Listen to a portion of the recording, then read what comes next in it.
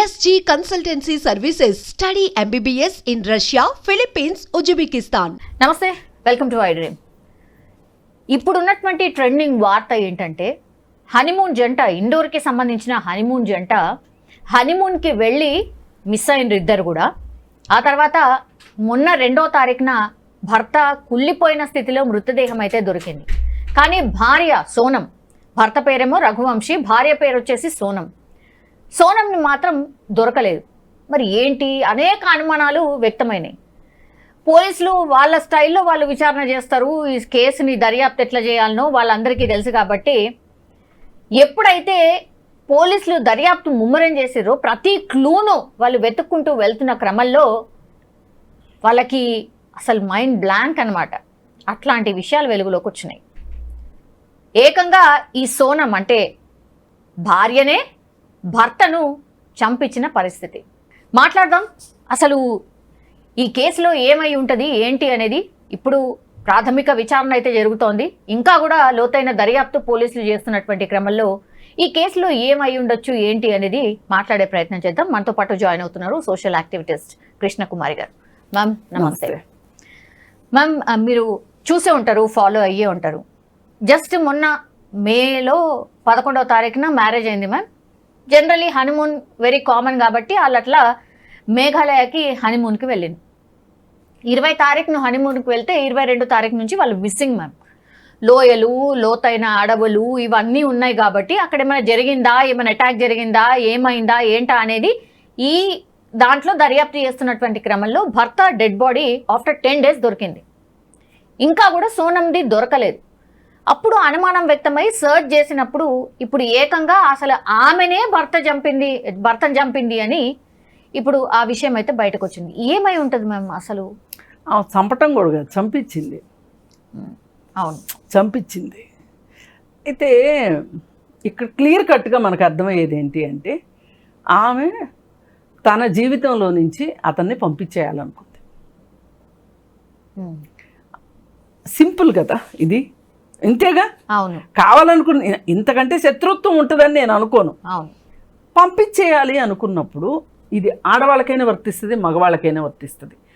మీరు కలిసి బతకడం మీకు ఇష్టం లేదు అనిపించినప్పుడు 100 మార్గాలు ఉన్నాయి విడిపోవటానికి. కానీ వీళ్ళు దురదృష్టవశాత్తు కొంతమంది వాళ్ళని ఈ లోకంలో లేకుండా చేయాలని చూస్తున్నారు. ఇది మగవాళ్ళు ఎక్కువగా చేస్తారు, ఆడవాళ్ళు తక్కువగా చేస్తారు. పర్సంటేజ్ ఇలా చేసే వాళ్ళ పర్సంటేజ్ అండ్ నేను మనుషులందరినీ జనరలైజ్ చేయట్లేదు. ఇలా చెయ్యాలి అనుకునే వాళ్ళు రకరకాల మార్గాలు వెతుక్కుంటారు.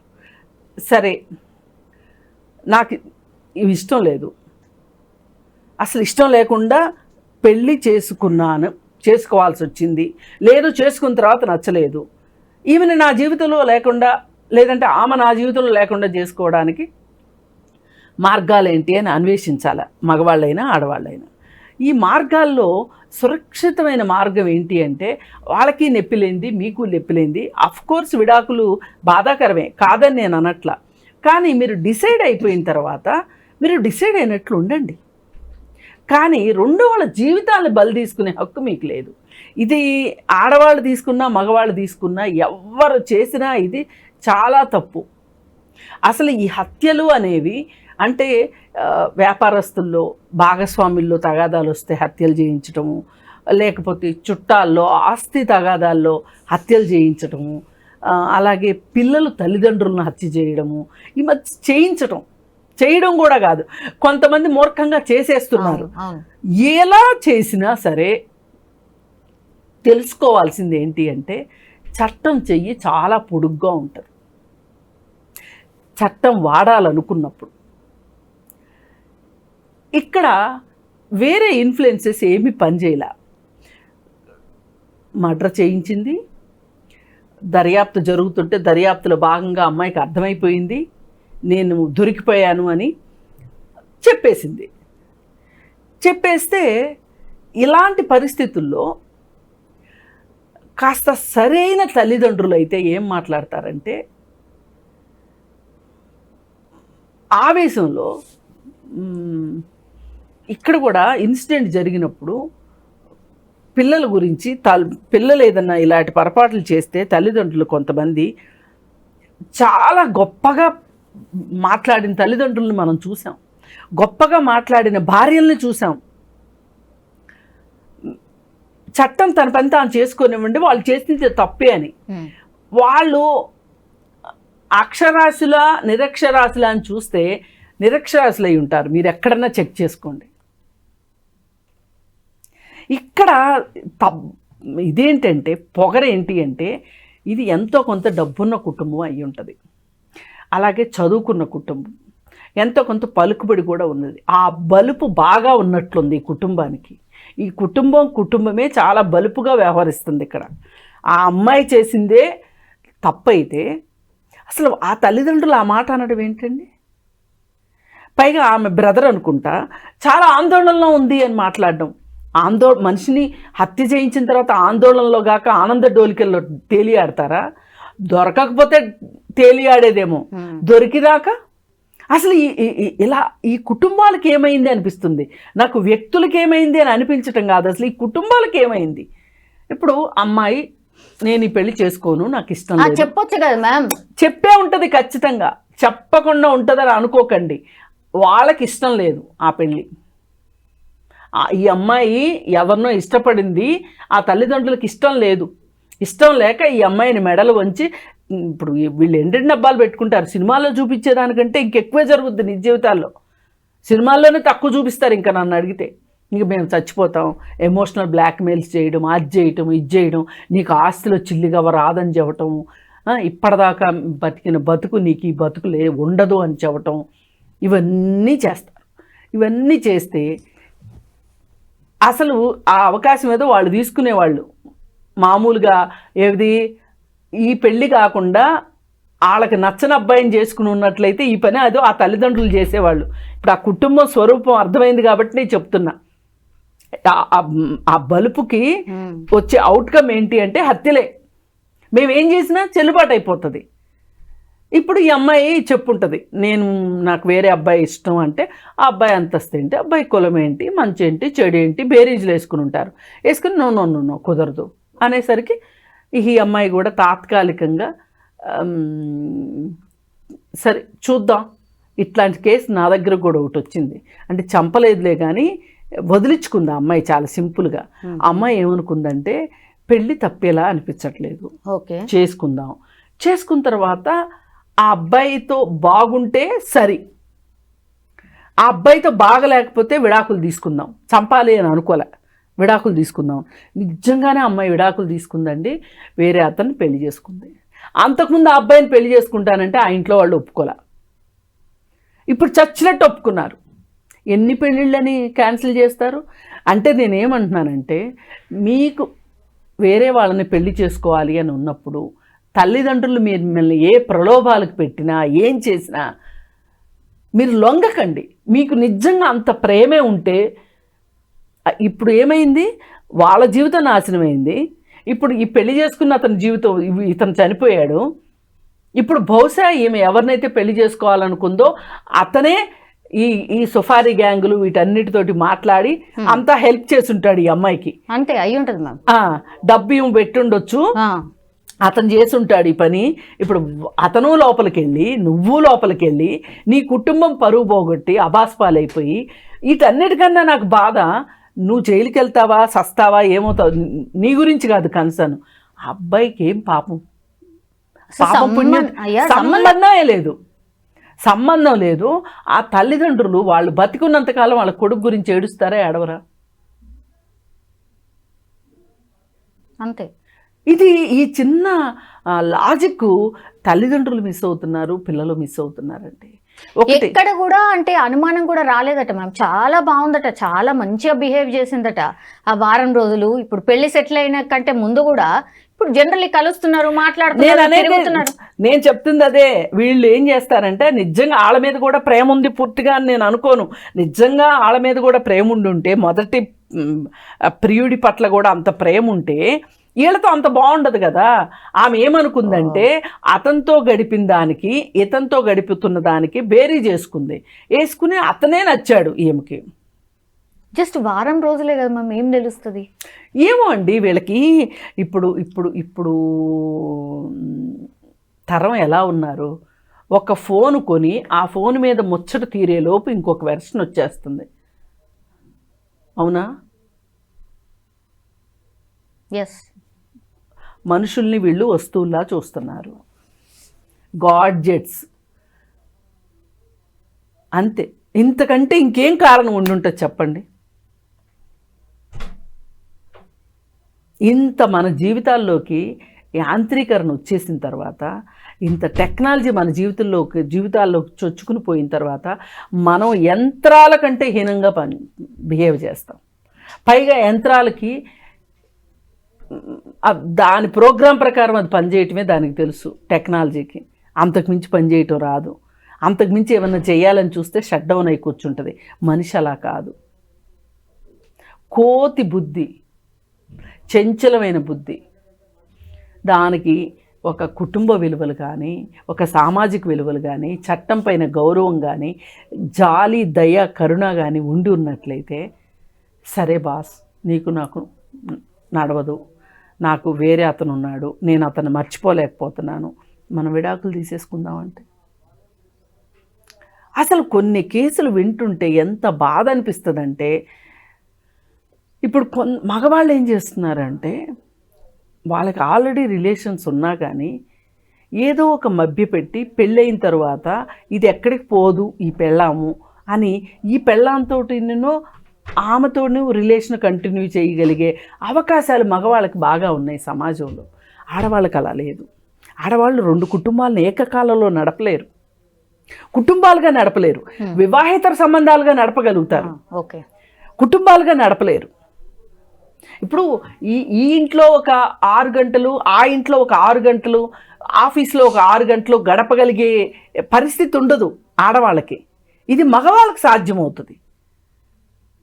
ఈ కారణం కూడా ఒకటి. అంటే నేను అలా కావాలని నేను అనట్లేదు, దయచేసి అర్థం చేసుకోండి, రీజన్స్ చెప్తున్నా. మగవాళ్ళు ఎందుకు అలా బిహేవ్ చేయగలుగుతారు అంటే 2 సంబంధాలని ఎలా ఏకకాలంలో నడపగలుగుతారు. ఆడవాళ్ళు దొంగతనంగా నడిపించగలరు తప్పితే దొరతనంగా నడిపించలేరు. ఇప్పుడు మగవాళ్ళకి 2 చోట్ల పిల్లలు ఉంటారు, ఇక్కడ పిల్లలు ఉంటారు, అక్కడ పిల్లలు ఉంటారు. ఒక మహిళకి సాధ్యమా? కాదు.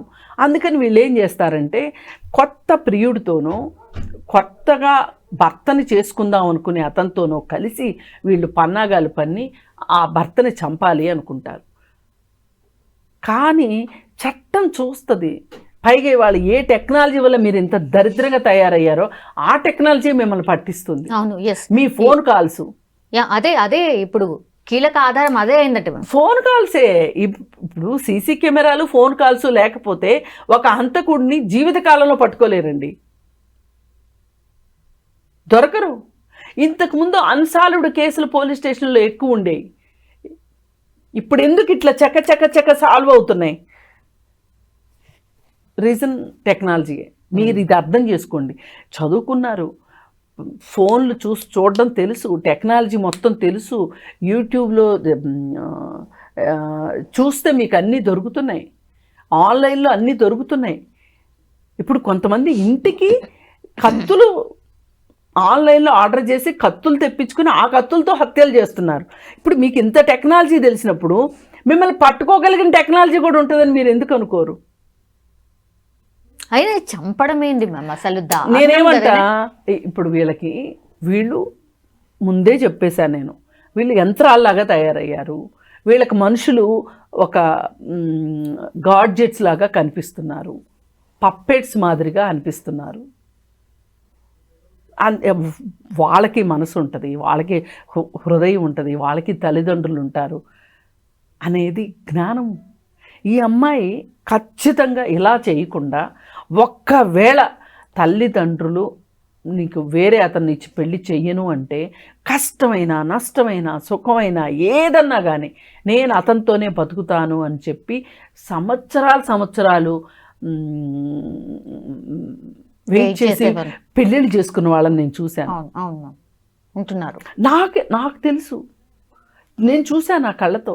వాళ్ళకి అసలు హ్యాట్స్ ఆఫ్ చెప్పాలనిపిస్తుంది. రియల్గా ఇప్పుడు ఆ తల్లిదండ్రులు కూడా మెచ్చుకోవాలి. ఒకరోజు కాకపోతే ఒక రోజుకైనా ఒప్పుకున్నారు.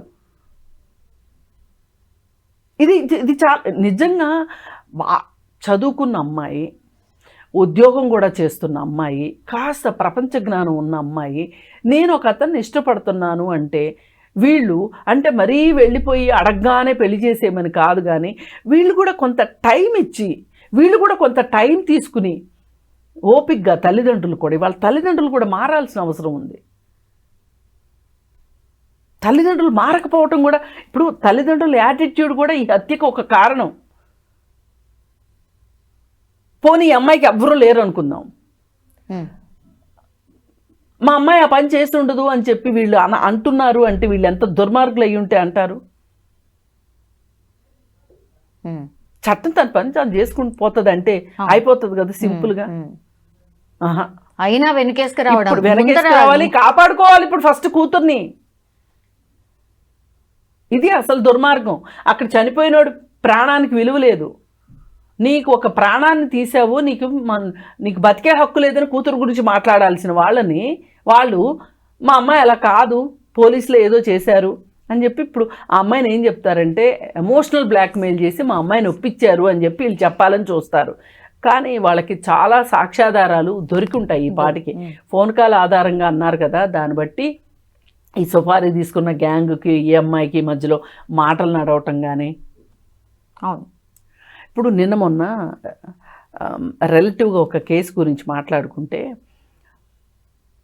ఒక అతను పెళ్ళి చేసుకుంటాను అని చెప్పి ఒక అతన్ని చెప్పింది ఒక అమ్మాయి.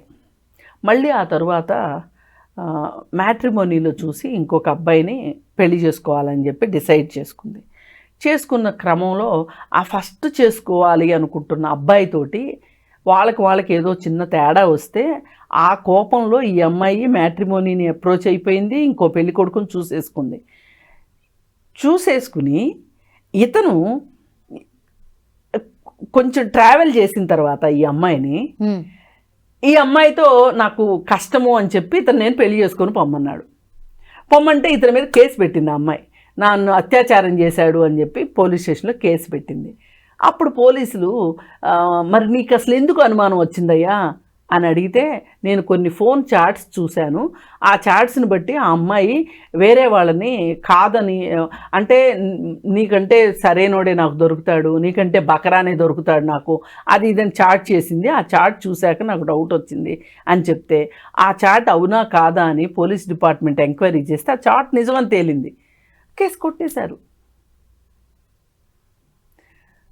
ఇలాంటి విషయాలన్నీ నా చిన్నప్పటి నుంచి నేను ఏం విన్నానంటే, ఇలాంటివి 99% మగవాళ్లే చేస్తారు అనుకునే పరిస్థితి ఉండేది. ఇవాళ ఆడవాళ్ళు కూడా దానికి తెగబడిపోతున్నారు. రీజన్ ఏంటి అంటే చదువుకోవడం వల్ల అని నేను అనను, ఉద్యోగం చేస్తున్నారని అందువల్ల ఇలా చేస్తున్నారని నేను అనను. కానీ వీళ్ళు క్రైమ్ చేయడంలో మేము కూడా ఏం తక్కువ కాదు అనే ఒక మనస్తత్వంలోకి వీళ్ళు వెళ్ళిపోతున్నారు. కానీ మనము మూడో స్టెప్ దాకా ఆలోచించకుండా ఏమంటున్నాము, ఆడపిల్లల్ని చదివించేస్తున్నారు, వాళ్ళకి ఉద్యోగాలు వచ్చేస్తున్నాయి, వాళ్ళకి స్వాతంత్రం ఎక్కువైపోయి ఇలాంటి పనులు చేస్తున్నారు అని అంటున్నారు. కాదు, చదువు అక్కర్లా ఇలాంటివి చేయడానికి, ఉద్యోగాలు అక్కర్లే, బుద్ధి సరిగా లేకపోతే సరిపోతుంది. టెక్నాలజీ, మితిమీరిన టెక్నాలజీ కాదే వీళ్ళకి ప్రాక్టికాలిటీ తగ్గిపోయింది. ఈ కేసులో వాళ్ళు అంటే జనరల్లీ ఏ పేరెంట్ అయినా అదే కోరుతారు, సేమ్ మా కొడుకునైతే ఎట్లయితే చంపించిందో ఆమెకు కూడా అదే శిక్ష పడాలి అని పాపం వాళ్ళ అంటే ఎవరైతే చనిపోయాడో వాళ్ళ పేరెంట్స్ కోరుతున్నారు. మ్యామ్ ఏం శిక్షలు పడితే అసలు ఇట్లాంటి అంటే, ఒకటి మన దగ్గర ఇన్స్టంట్ జస్టిస్ కరెక్ట్ కాదు, స్పీడీ జస్టిస్ కావాలి. ఇన్స్టెంట్ కాదు కానీ స్పీడీ. ఇన్స్టెంట్ జస్టిస్ అంటే ఏంటి, ఎక్కడి నుంచి అయితే ఆ అబ్బాయి వాళ్ళు ఎలా అయితే హత్య చేశారో ఈ అమ్మాయిని కూడా అలా హత్య చేయాలి. లేదు పోలీసులు ఎన్కౌంటర్ చేయటాలు, ఇవన్నీ ఇన్స్టంట్ జస్టిస్లు. ఇన్స్టంట్ జస్టిస్ వల్ల ప్రయోజనం లేదు. ఇది ఖచ్చితంగా 10 ఏళ్ళు అట్లా కాకుండా ఖచ్చితంగా 1 సంవత్సరం లోపు, లేదు అనుకుంటే 1.5 సంవత్సరం లోపు తేలిపోవాలి తేలిపోవాలి. ఈ కేసులో. ఇలాంటివి నిరూపించడం కూడా చాలా ఈజీ. కానీ ఏం చేస్తారంటే డబ్బులు ఇచ్చి తల్లిదండ్రులు ఛార్జ్ షీట్ వేయకుండా మేనేజ్ చేయడము, అలాగే సాక్షులు ఎవరైనా ఉంటే వాళ్ళని బెదిరించటము, ఇదంతా తల్లిదండ్రులు చేసే ప్రాక్టీసు. ఇవి చేయనివ్వకుండా ఈ కేసుని అంటే ఇట్లాంటి కేసులకి అంటే మన దగ్గర కోర్టులు కూడా తక్కువ ఉన్నాయి, కేసులు కూడా విపరీతంగా పేరుకుపోయినాయి, జడ్జీలు చాలా తక్కువ మంది ఉన్నారు. ఇలాంటి కారణాలతోటి ఇట్లాంటివి సంవత్సరాలు పడుతున్నాయి. అందుకే మనం పోక్సో దానికి స్పెషల్ కోర్ట్స్ వచ్చినాయి. అట్లాగే కొన్నిటికి స్పెషల్ కోర్ట్స్ కావాల్సిన అవసరం ఉంది. ఇది ఫ్యామిలీ రిలేటెడ్ కేసు కాబట్టి ఈ ఫ్యామిలీ రిలేటెడ్ కోర్టులో గనక ఇది క్రిమినల్ కేసు లాగా కాకుండా క్రిమినాలిటీ ఉంది కానీ ఇది ఛేదించవలసింది మటుకు ఫ్యామిలీ కోర్టుకి ఇస్తే గనక ఫ్యామిలీ కోర్టులో తక్కువ ఉంటాయి కేసులు. కాబట్టి త్వరితగతిన న్యాయం జరగాలి. ఇట్లాంటి వాటిని ఎక్కువ ప్రచారం చేయాలి. ఇప్పుడు పోలీసులు కూడా ఏం కోరుకుంటున్నారంటే, న్యాయస్థానాలు కూడా ఏం కోరుకుంటున్నాయంటే, నేరం జరిగినప్పుడు మాట్లాడతారు మీలాంటి వాళ్ళందరూ, కానీ ఒక తీర్పు వచ్చినప్పుడు మీరు మాట్లాడరు, చట్టాల పట్ల అవగాహన కల్పించరు అని మాలాంటి సోషల్ యాక్టివిస్టుల మీద, మీలాంటి మీడియా ఛానల్స్ మీద వాళ్ళు దుమ్మెత్తిపోస్తున్నారు. ఒక రకంగా వాళ్ళు అనేది కూడా కరెక్టే. మనం కూడా ఏంటి అంటే ఎప్పటికప్పుడు సెన్సేషన్ కోసం చూడటం కంటే కూడా అవగాహన కోసం కూడా చూడాలి. తల్లిదండ్రులకు అవగాహన, ఇందులో ఆ అమ్మాయికి అవగాహన, అంతేగాని ఇప్పుడు ఆ అబ్బాయికి అవగాహన లేదనో, ఆ అబ్బాయి తల్లిదండ్రులకు అవగాహన లేదు అని అనడం చాలా తప్పు. ఎందుకంటే అసలు అంత అనుమానమే ఉంటే ఇంకా పెళ్ళిళ్ళు ఎలా అవుతాయి? అవు కదా. అందుకని తల్లిదండ్రులు పిల్లల కన్సెన్సెస్ ఏంటి? ఇప్పుడు మగపిల్లలు కూడా కొంతమంది భార్యలను హత్య చేసేవాళ్ళు ఎందుకు చేస్తారు అంటే, అడ్డు తొలగించుకోవాలని ఎందుకు అనుకుంటారు అంటే, మేము ఇంకో అమ్మాయిని ఇష్టపడ్డాము, ఆ అమ్మాయికి డబ్బులు లేవు, ఒప్పుకోండి అని అడుగుతారు. పాపం పిల్లలు, తల్లిదండ్రులు ఒప్పుకోరు. మేము చచ్చిపోతాం, నీకు ఆస్తిలో వాటా ఇవ్వం, అది ఇది అని చెప్పి పెళ్లి చేసేస్తారు బలవంతంగా. చేసేసిన తర్వాత వీళ్ళకి ఈ అమ్మాయితో వాళ్ళు సరిగా ఉండలేరు. ఎగ్జాక్ట్గా ఈ అమ్మాయి పరిస్థితే. కాకపోతే ఏంటంటే, నేను ఇందాక ఫస్ట్లో చెప్పాను చూడండి, సొసైటీ నామ్స్ ప్రకారం ఇద్దరిని మెయింటైన్ చేయొచ్చు అనే ఒక వెసులుబాటుతోటి మగవాడు మెయింటైన్ చేసేస్తా. అందులో కూడా చాలా కష్టాలు ఉంటాయి. అది వాడేదో తెగ సుఖపడిపోతున్నాడని నేను అనట్లా. అవకాశం ఉంది, అవకాశాన్ని వాడతారు వాళ్ళు. వీళ్ళకి అవకాశం లేదు కాబట్టి వీళ్ళు ఒక మోటు పద్ధతిని ఎంచుకుంటున్నారు. ఇది చాలా చాలా ఆడపిల్లలు కూడా ఆలోచించాల్సిన అవసరం ఉంది. మీరు ఇష్టపడిన వాళ్ళనే పెళ్లి చేసుకోవాలి అని అనుకుంటే గనక ఇంకొకరి జీవితాలను మీరు నాశనం చెయ్యొద్దు. ఆగండి, 5 ఏళ్ళు 10 ఏళ్ళు ఆగండి, చేసుకోండి. మీ తల్లిదండ్రులకే విసుకొస్తుంది మీ ప్రవర్తన పట్ల. అంటే వీళ్ళు ఇంత గట్టిగా ఉన్నారు అంటే సరే కానీ చావని అని, ఇష్టం ఉన్నా ఇష్టం లేకపోయినా చేసిన వాళ్ళని చూశాను నేను. అవును. అందుకని ఏంటంటే తల్లిదండ్రులు మారాలి, పిల్లలు మారాలి. లేనప్పుడే ఇలాంటి హత్యలు జరుగుతాయి. ఎవ్వరికి ఒక ప్రాణిని హతం చేసే హక్కు లేదు. ఈ కేసు మట్టుకు, ఇట్లాంటి కేసులు మట్టుకు త్వరితంగా పరిష్కారం జరగాలి. మనం కూడా ఎక్కువ మాట్లాడాలి. Yes ma'am, sure ma'am. Thank you.